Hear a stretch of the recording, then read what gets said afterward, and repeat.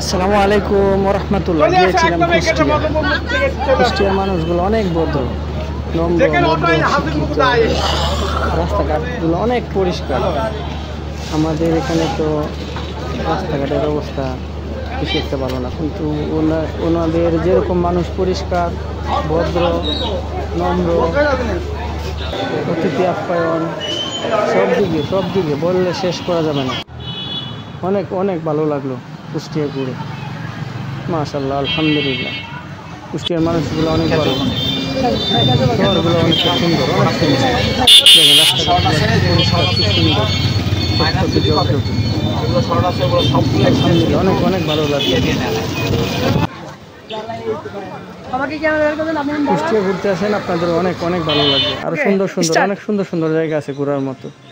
লালন ওরে লোকে বলে লালন ফকির কোন জাতের ছেলে, ফকির কোন জাতের ছেলে।